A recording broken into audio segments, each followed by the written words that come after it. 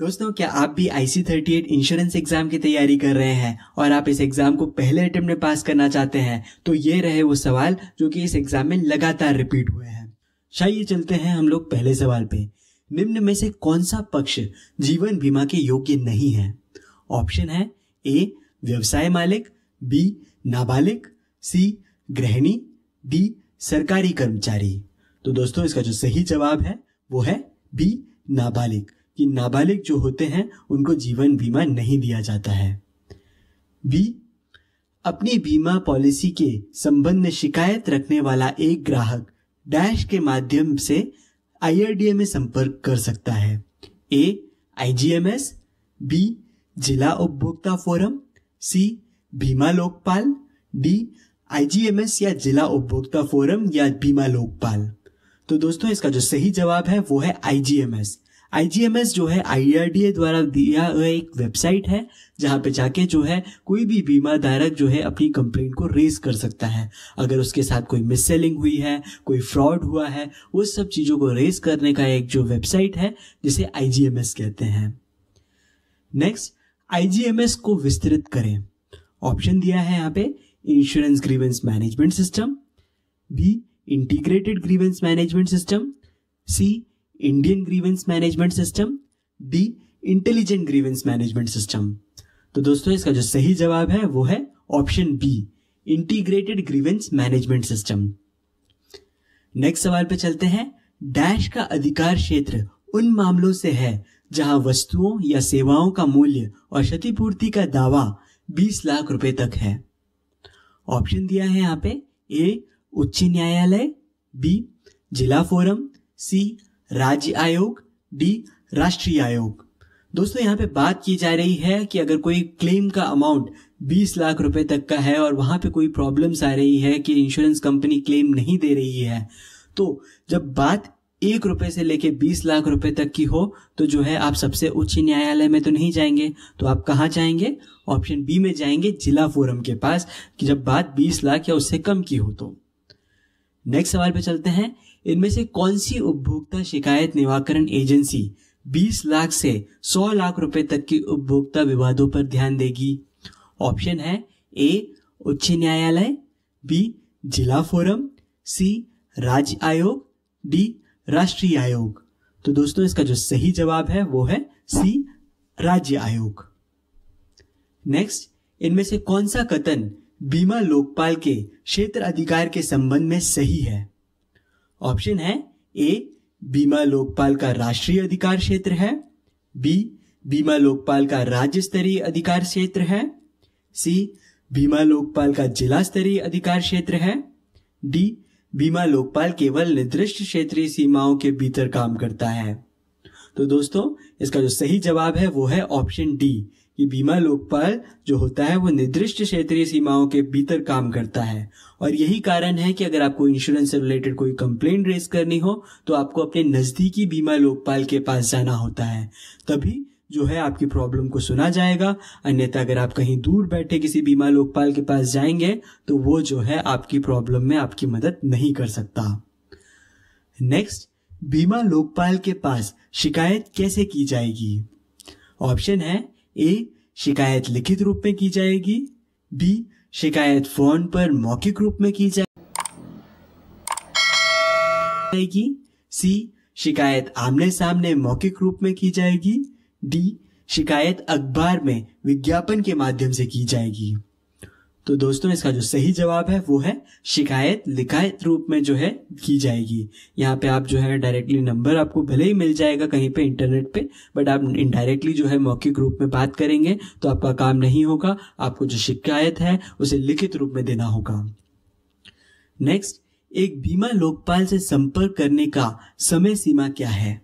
ए बीमा कंपनी द्वारा शिकायत की अस्वीकृति के 2 वर्ष के भीतर, बी बीमा कंपनी द्वारा शिकायत की अस्वीकृति के 3 वर्ष के भीतर, सी बीमा कंपनी द्वारा शिकायत की अस्वीकृति के 1 वर्ष के भीतर, डी बीमा कंपनी द्वारा शिकायत की अस्वीकृति के 1 माह के भीतर। तो दोस्तों, इसका जो सही जवाब है वो है कि बीमा कंपनी द्वारा शिकायत की अस्वीकृति के 1 वर्ष के भीतर ही आपको इसे रेज करना पड़ेगा।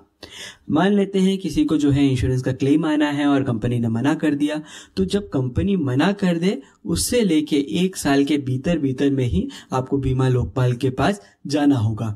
ये नहीं कि 2 या 3 साल निकल गए उसके बाद जो है हम बीमा लोकपाल के पास जा रहे हैं। नेक्स्ट, इनमें से कौन सी लोकपाल के पास शिकायत करने के लिए पूर्व आवश्यकता नहीं है? तो ऑप्शन दिया हुआ है यहाँ पे। शिकायत व्यक्तिगत लाइन बीमा के बारे में किसी व्यक्ति द्वारा की जानी चाहिए। बी, शिकायत बीमा कंपनी द्वारा शिकायत खारिज किए जाने के 1 वर्ष के बाद दर्ज की जानी चाहिए। सी, शिकायतकर्ता को लोकपाल से पहले उपभोक्ता फोरम में संपर्क करना चाहिए। डी, कुल राहत की मांग 20 लाख रुपए की राशि के भीतर होनी चाहिए। तो दोस्तों यहाँ पे आपसे पूछा गया है कि इन चारों स्टेटमेंट में से कौन सा गलत है। तो इसमें ऑप्शन सी गलत है कि शिकायतकर्ता को लोकपाल से पहले उपभोक्ता फोरम में संपर्क करना चाहिए। दोस्तों यहाँ पे आपको बता दूं कि जो उपभोक्ता फोरम या फिर कंज्यूमर फोरम होता है वो दुकानदारों के लिए होता है कि अगर आपको किसी दुकानदार ने जो है धोखा दिया तो आप जो है उपभोक्ता फोरम में अपनी कंप्लेंट रेज करते हैं। वहीं पे बात अगर बीमा की हो तो आपको जो है लोकपाल के पास जाना पड़ता है और उसके लिए आपको उससे पहले उपभोक्ता फोरम जाने की जरूरत नहीं है। नेक्स्ट, भारत में कितने बीमा लोकपाल के कार्यालय हैं? ऑप्शन है ए 12, बी 15, सी 17, डी 19। तो दोस्तों इसका जो सही जवाब है वो है ऑप्शन सी 17। नेक्स्ट, इनमें से कौन सा बीमा पॉलिसी से संबंधित शिकायत दर्ज कराने के संबंध में ग्राहक के लिए सबसे उपयुक्त विकल्प होगा?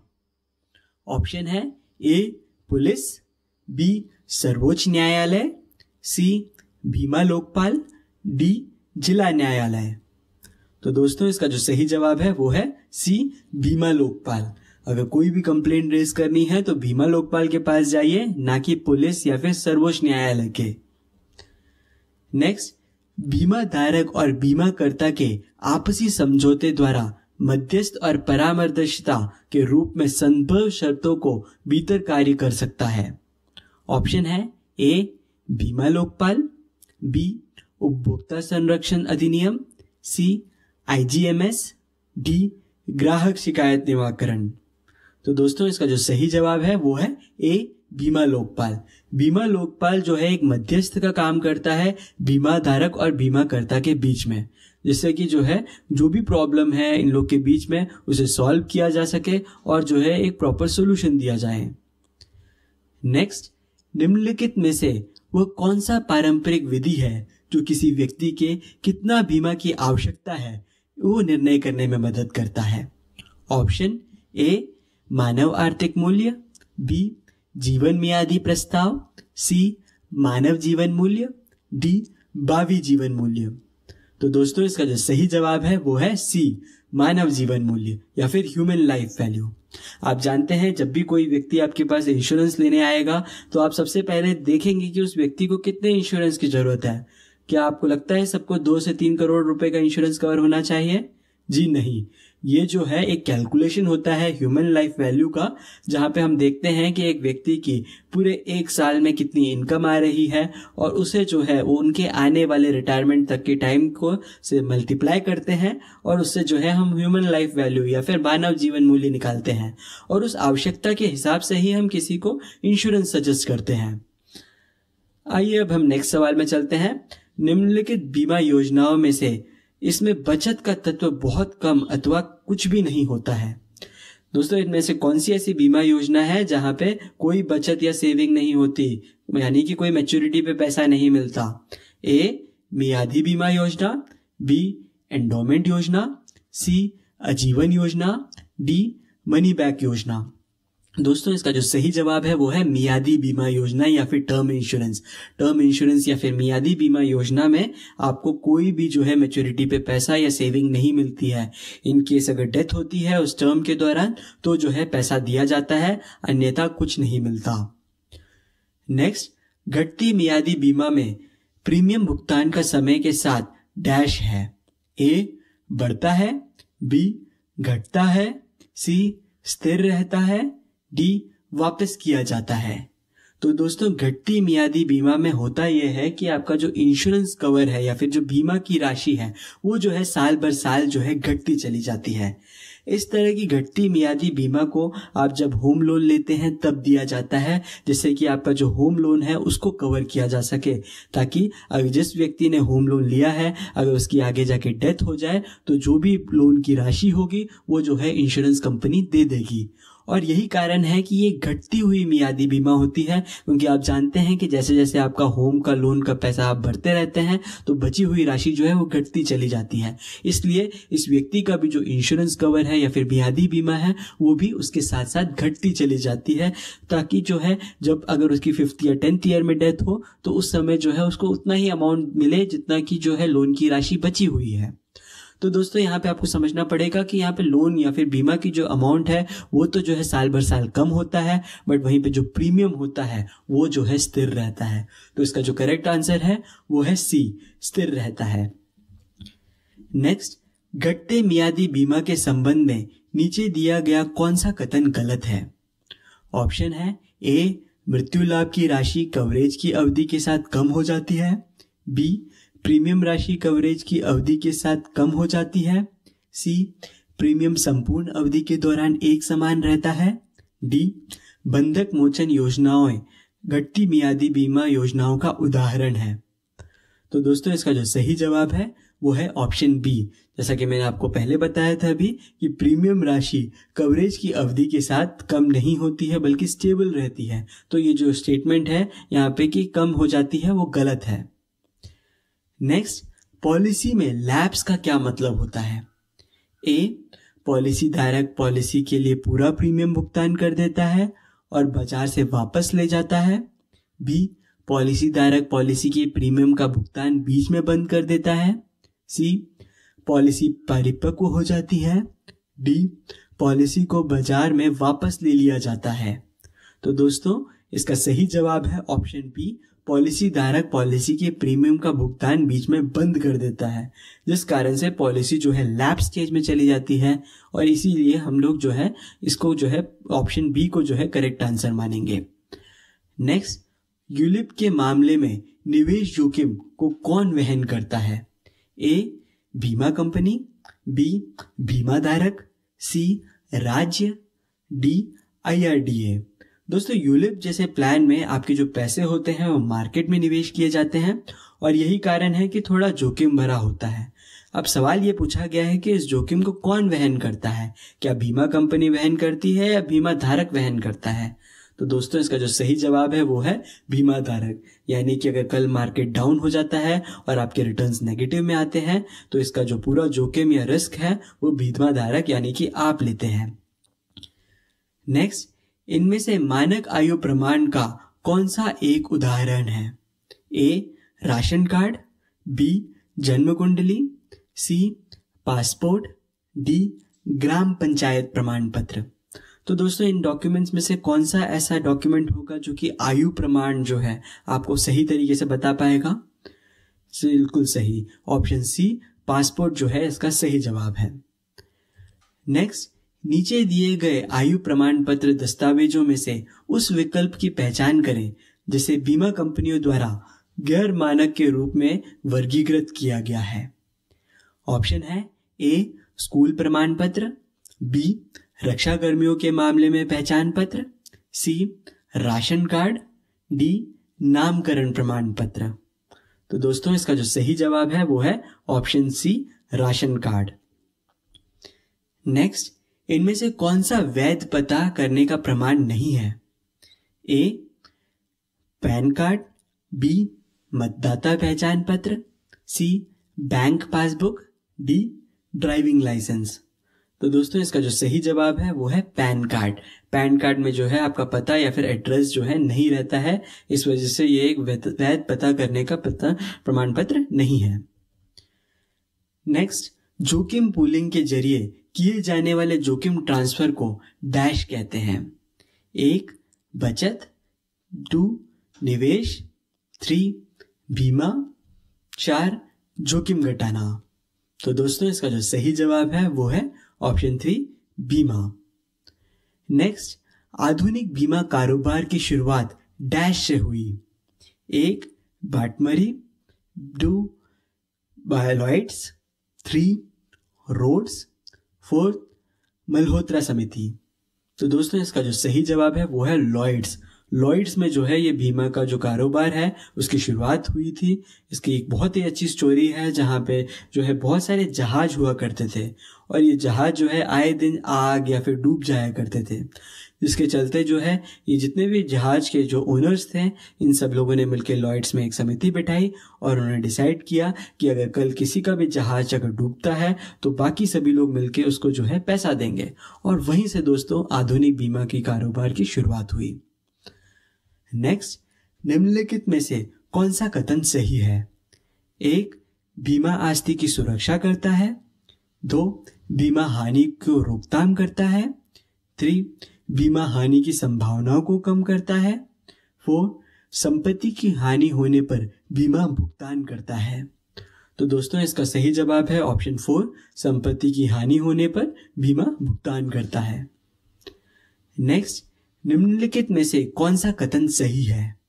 1 बीमा कुछ लोगों की हानि को बहुत लोगों द्वारा आपस में बांटने की विधि है, 2 बीमा एक व्यक्ति के जोखिम को किसी अन्य व्यक्ति के पास अंतरित करने की विधि है, 3 बीमा बहुत लोगों की हानि को कुछ लोगों द्वारा आपस में बांटने की विधि है, 4 बीमा कुछ व्यक्तियों के लाभ को कई व्यक्तियों के अंतरित करने की विधि है। तो दोस्तों इसका जो सही जवाब है वो है ऑप्शन 1, बीमा कुछ लोगों की हानि को बहुत लोगों द्वारा आपस में बांटने की विधि है। नेक्स्ट, बीमाकर्ता या इंश्योरर को जोखिम ट्रांसफर करने पर यह डैश संभावना हो जाती है।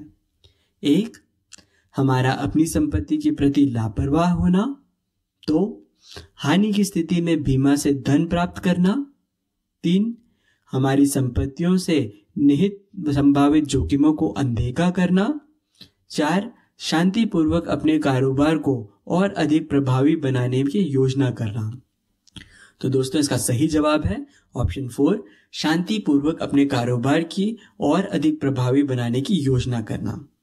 इसमें जो है आप लोगों से कहा गया है कि अगर हम लोग एक बार इंश्योरेंस ले लेते हैं तो इसका क्या ये मतलब होता है कि अब हम अपनी संपत्ति की तो जो है लापरवाह हो जाएं? नहीं, हम लोग इंश्योरेंस लेते हैं ताकि जो है हमें एक शांति मिले, हमें पीस मिले और हम अपने बाकी कारोबार को जो है और अच्छे से फोकस करके जो है बड़ा कर सकें। नेक्स्ट, बीमाकर्ता जोखिम स्वीकरण के पूर्व संपत्ति के सर्वेक्षण और निरीक्षण की व्यवस्था क्यों करते हैं? 1 मूल्यांकन के प्रयोजन हेतु जोखिम आंकलन करने के लिए, 2 यह जानने के लिए कि बीमित की संपत्ति को खरीदी कैसे की है, 3 यह जानने के लिए कि क्या अन्य बीमाकर्ताओं ने भी संपत्ति का निरीक्षण किया है, 4 यह जानने के लिए कि क्या पड़ोस की संपत्ति को भी बीमित किया जा रहा है। तो दोस्तों इसका सही जवाब है 1 मूल्यांकन के प्रयोजन हेतु जोखिम आकलन के लिए किया जाता है। नेक्स्ट, 400 घरों में प्रत्येक का मूल्य 20,000 रुपए है। औसतन 4 घरों में प्रति वर्ष आग लग जाती है जिससे कुल 80,000 रुपए की हानि होती है। इस हानि को क्षतिपूर्ति के लिए प्रत्येक घर के मालिक को वार्षिक रूप में कितना अंशदान करना होगा? तो दोस्तों यहाँ पे बात की गई है 400 घरों की और ये जो सवाल है दोस्तों आपको पहले ही पता था कि बहुत बार रिपीट हुआ है। तो इसके जो है आप कैलकुलेशन को अगर आप अच्छे से देखिएगा कि टोटल जो है यहाँ पे 400 घर हैं और इसमें हर एक घर का जो प्राइस है वो 20,000 रुपए है और औसतन जो है 4 घरों में जो है हर वर्ष जो है आग लगती है जिसमें जो है 80,000 रुपए का खर्चा आता है। तो टोटल खर्चा हर साल 80,000 रुपए का है और टोटल घर कितने हैं 400। तो 80,000 को जो है आप 400 से डिवाइड करेंगे तो आपको निकल कर आएगा 200 रुपए। तो हर अगर एक व्यक्ति 200 रुपए की अंशदान करता है तो जो है इन 4 घरों में 20,000 रुपए की जो राशि है वो बांटी जा सकती है। नेक्स्ट, बीमा के संदर्भ में जोखिम अपने पास रखना ऐसी परिस्थिति की ओर संकेत करता है जहां ऑप्शन 1 हानि या नुकसान की संभावना नहीं है, 2 हानि उत्पन्न करने वाली घटना का कोई मूल्य नहीं है, 3 संपत्ति को बीमा की सुरक्षा प्राप्त है, 4 व्यक्ति स्वयं ही जोखिम और उसके प्रभाव को झेलने का निर्णय लेता है। तो दोस्तों इसका सही जवाब है ऑप्शन 4 कि व्यक्ति स्वयं ही जोखिम एवं उसके प्रभाव को झेलने का निर्णय लेता है। नेक्स्ट, डैश एक ठोस वस्तु नहीं है। ऑप्शन 1 मकान, 2 बीमा, 3 मोबाइल फोन, 4 एक जोड़ी जीन्स। तो दोस्तों इसका जो सही जवाब है वो है बीमा। कि बीमा जो होता है एक प्रॉमिस होता है, इसको आप छू नहीं सकते हैं।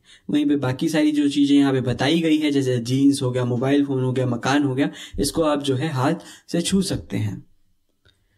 नेक्स्ट, डैश सेवा की गुणवत्ता का एक सूचक नहीं है। 1 चतुराई, 2 विश्वसनीयता, 3 सहानुभूति, 4 प्रतिक्रियाशीलता। तो दोस्तों इसका जो सही जवाब है वो है 1 चतुराई। कि अगर आप जो है चतुराई करते हैं अपने दोस्तों के साथ, अपने जो है इंश्योरेंस के जो आपके कस्टमर्स हैं उनके साथ, तो ये जो है गुणवत्ता का सूचक नहीं है। नेक्स्ट, भारत में डैश बीमा अनिवार्य है।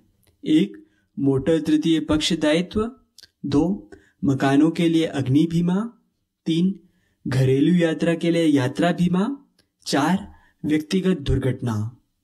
तो दोस्तों इसका जो सही जवाब है वो है मोटर तृतीय पक्ष दायित्व। नेक्स्ट, उपभोक्ता संरक्षण अधिनियम के संबंध इससे हैं। 1 बीमा कंपनियों के खिलाफ शिकायत, 2 दुकानदारों के खिलाफ शिकायत, 3 ब्रांड के खिलाफ शिकायत, 4 बीमा कंपनियां ब्रांड और दुकानदारों की तरफ शिकायत। तो दोस्तों इसका जो सही जवाब है वो है कि बीमा कंपनियों, ब्रांड और दुकानदारों के खिलाफ शिकायत के लिए उपभोक्ता संरक्षण अधिनियम बनाए गए हैं। नेक्स्ट, ग्राहक संबंध में पहली धारणा बनाई जाती है। 1 आत्मविश्वासी होकर, 2 समय पर चलकर, 3 रुचि दिखाकर, 4 समय पर चलकर, रुचि दिखाकर और आत्मविश्वासी होकर। तो दोस्तों इसका जो चौथा जो ऑप्शन है वो करेक्ट है कि सभी चीजें अगर आप करते हैं तो इससे आपके जो ग्राहक संबंध हैं वो बेहतर होते हैं। नेक्स्ट, सही कथन को चयन करें। 1 बीमा बेचते समय नैतिक आचरण असंभव है, 2 नैतिक आचरण बीमा एजेंटों के लिए आवश्यक नहीं है, 3 नैतिक आचरण एजेंट और बीमाकर्ता के बीच विश्वास बढ़ाने में मदद करता है, 4 नैतिक आचरण की अपेक्षा केवल शीर्ष प्रबंधन से की जाती है। तो दोस्तों इसका जो सही जवाब है ऑप्शन 3 नैतिक आचरण एजेंट और बीमाकर्ता के बीच में विश्वास बढ़ाने में मदद करता है। नेक्स्ट, सक्रिय रूप से सुनने में शामिल है। 1 वक्ता की ओर ध्यान देना, 2 कभी कभी सिर हिलाना और मुस्कुरा देना, 3 प्रतिक्रिया देना, 4 वक्ता की ओर ध्यान देना, कभी कभी सर हिला देना और मुस्कुराना और प्रतिक्रिया देना। तो दोस्तों इसका जो 4th ऑप्शन है वो करेक्ट है। नेक्स्ट, इनमें से कौन सा नैतिक आचरण की विशेषता नहीं है? 1 ग्राहकों को एक सूचित कर निर्णय करने में सक्षम बनाने के लिए पर्याप्त खुलासा करना, 2 ग्राहक को व्यवसाय और व्यक्तिगत जानकारी की गोपनीयता को बनाए रखना, 3 अपने हितों को ग्राहक के हितों से आगे रखना, 4 ग्राहक के हित को अपने हित से आगे रखना। तो दोस्तों इसका जो सही जवाब है वो है अपने हितों को ग्राहक के हितों से आगे रखना। नेक्स्ट, किसकी वजह से स्वस्थ संबंध नहीं बन पाता है? 1 आकर्षण, 2 विश्वास, 3 संचार, 4 अविश्वास। तो दोस्तों इसका सही जवाब है अविश्वास। नेक्स्ट, निम्नलिखित में से कौन सा विकल्प वैध उपभोक्ता शिकायत के लिए आधार नहीं बन सकता है? 1 उत्पाद की MRP से अधिक कीमत वसूलने वाला दुकानदार, 2 ग्राहक को अपनी श्रेणी में सबसे अच्छा उत्पाद सलाह देने वाला दुकानदार, 3 दवा की बोतल पर एलर्जी की चेतावनी नहीं दी गई है, 4 दोषपूर्ण उत्पाद। तो दोस्तों इसका जो सही जवाब है वो है ऑप्शन 2 ग्राहक को अपनी श्रेणी में सबसे अच्छे उत्पाद की सलाह नहीं देने वाला दुकानदार। नेक्स्ट, क्या लोकपाल के पास शिकायत दर्ज कराने के लिए कोई फीस या शुल्क भुगतान करने की आवश्यकता है? ऑप्शन है 1, 100 रुपए की फीस भुगतान करने की आवश्यकता है। 2, कोई भी फीस या शुल्क भुगतान करने की आवश्यकता नहीं है। 3, मांगी गई राहत का 20% फीस रूप के भुगतान करने की जानी चाहिए। 4, मांगी गई राहत की 10% फीस के रूप में भुगतान करने की आवश्यकता है। तो दोस्तों इसका जो सही जवाब ये है कि इसमें आपको कोई भी फीस या शुल्क भुगतान करने की आवश्यकता नहीं है। नेक्स्ट, क्या निजी बीमा कंपनियों के खिलाफ शिकायत दर्ज की जा सकती है? तो दोस्तों इसमें ऑप्शन दिया है 1, शिकायत केवल सार्वजनिक बीमा कंपनियों के खिलाफ दर्ज की जा सकती है। 2, हाँ निजी बीमा कंपनी के खिलाफ भी शिकायत दर्ज की जा सकती है। 3, केवल जीवन बीमा के क्षेत्र में कार्यरत निजी बीमा कंपनियों के खिलाफ शिकायत की जा सकती है। 4, केवल गैर जीवन बीमा क्षेत्र में कार्यरत निजी बीमा कंपनियों के खिलाफ शिकायत दर्ज की जा सकती है। तो दोस्तों इसका जो सही जवाब है वो है ऑप्शन 2, हाँ निजी बीमा कंपनियों के खिलाफ भी शिकायत दर्ज की जा सकती है।